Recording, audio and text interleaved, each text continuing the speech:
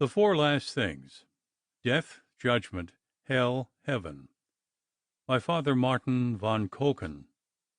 Read by John Brandon. Chapter 5. On the Judgment. Above and beyond all that we have hitherto considered as contributing to make death terrible to us is the thought that we must stand before the judgment seat of God and give an account of all we have done and left undone. How awful this judgment is, we learn from these words of St. Paul. It is a fearful thing to fall into the hands of the living God. Hebrews 10:31.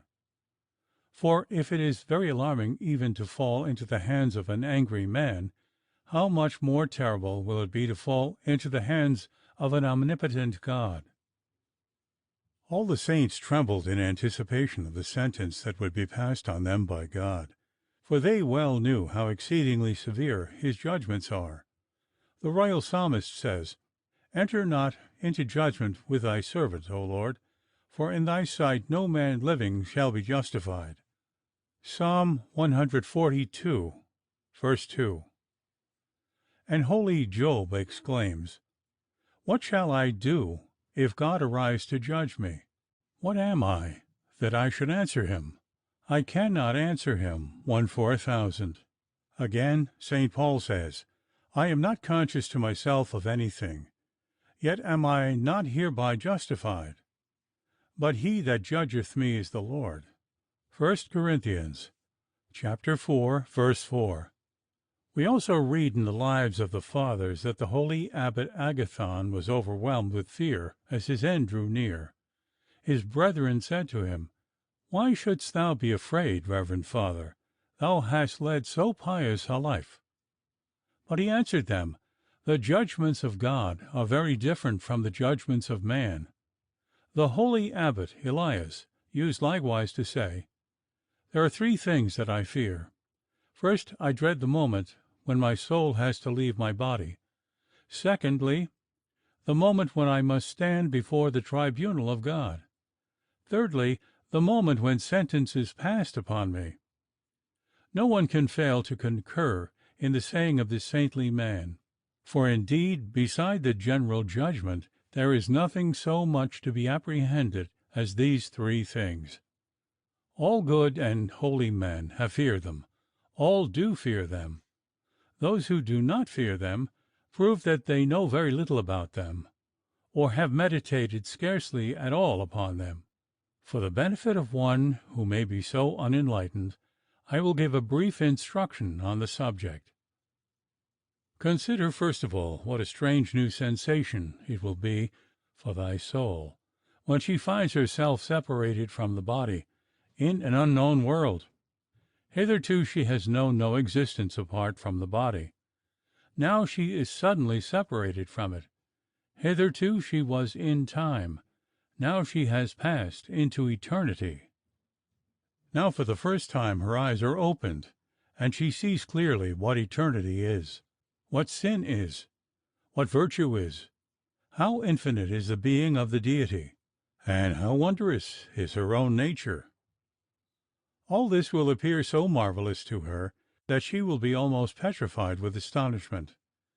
After the first instant of wonder, she will be conducted before the tribunal of God, that she may give an account of all her actions, and the terror that will then seize upon the unhappy soul surpasses our powers of conception.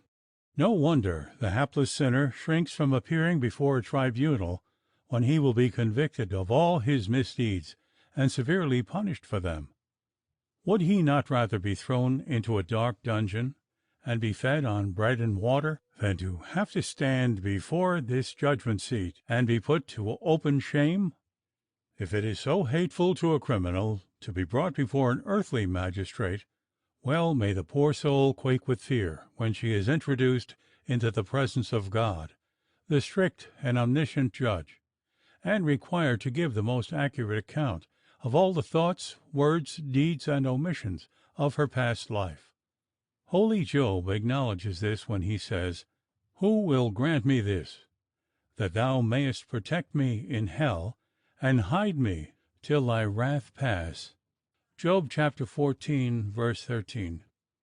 Observe that even the patient Job would rather lie in a darksome pit and be concealed in a gloomy, somber cave than appear before the countenance of an angry God.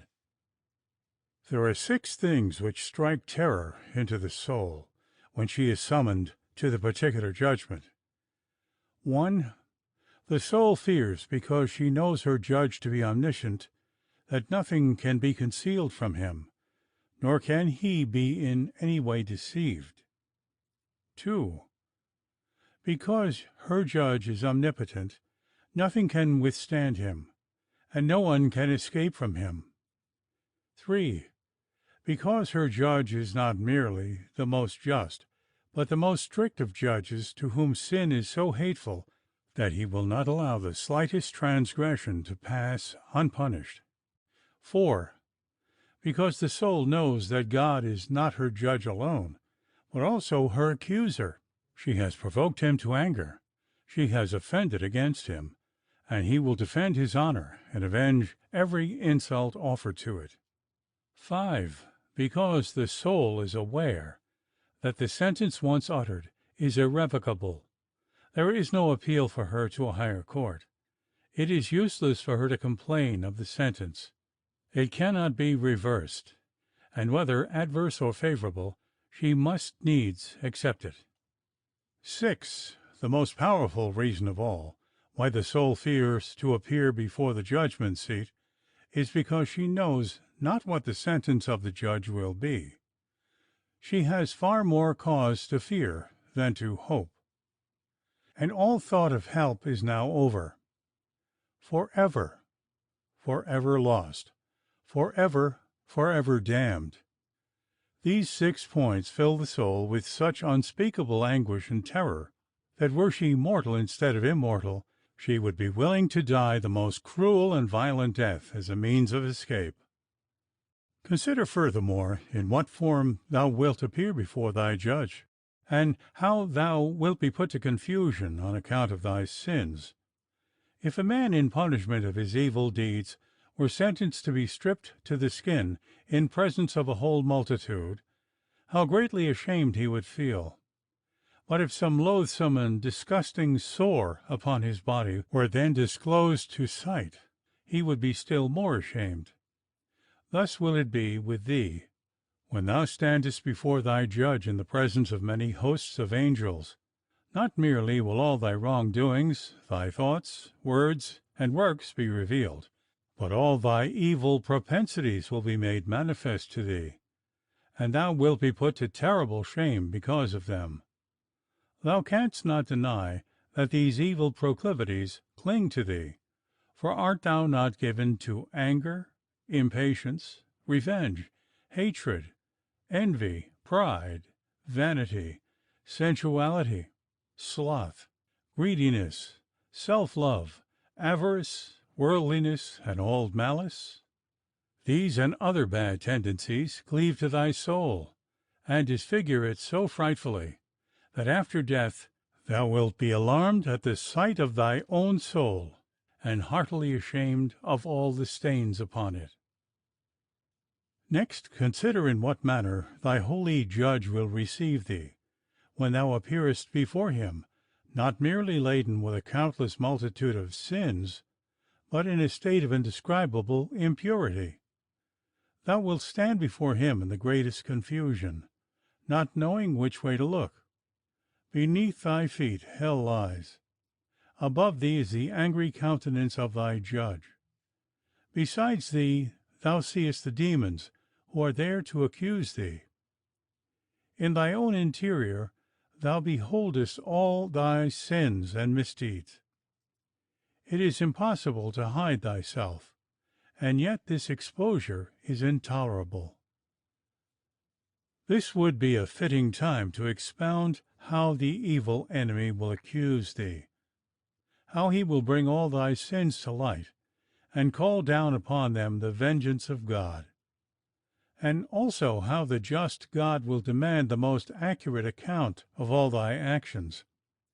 But this has so often formed the theme of preachers that for the sake of brevity I will not enlarge on this part of my subject, but will conclude with the following anecdote. Two intimate friends agreed together that whichever of the two should die first should appear to the survivor, provided he was permitted by God to do so. When at length one was removed by death, faithful to his promise, he appeared to his friend, but with a sad and woebegone aspect, saying, "No man knows, no man knows, no man knows." "What is it that no man knows?" his friend asked. And the spirit answered, "No one knows how strict are the judgments of God, and how severe his chastisements." These things being so, what does it behoove us to do, in order not to fall into the hands of a wrathful judge? I can give thee no better counsel than this: repent of thy sins, make a sincere confession, amend thy ways, and begin to think seriously about thy eternal salvation. Whilst thou art still in good health, think sometimes of death, and prepare thyself for it. Do not postpone this until old age comes upon thee, or a mortal sickness overtakes thee. There is no greater, no more important art upon earth than the art of dying a good death. Upon this thy whole eternity depends, an eternity of surpassing felicity or of unutterable torment. Only one trial is accorded thee. If thou dost not stand this one trial, all is lost. An eternity of misery is before thee. And if thou hast not learned this all-important art in thy lifetime, when thou art well and strong, how canst thou practice it to thy eternal gain when upon thy deathbed? It will be utterly impossible for thee to do so, unless God works a miracle of mercy on thy behalf. Thou canst not reckon upon this. God has not promised it, nor hast thou deserved so great a favor. Therefore let me entreat thee to follow my kindly counsel, and prepare thyself frequently for death, whilst in good health and strength. For this is the only means whereby thou mayest hope to become proficient in the art of dying well, and pass successfully through the one trial that awaits thee, by which thy eternal destiny will be determined.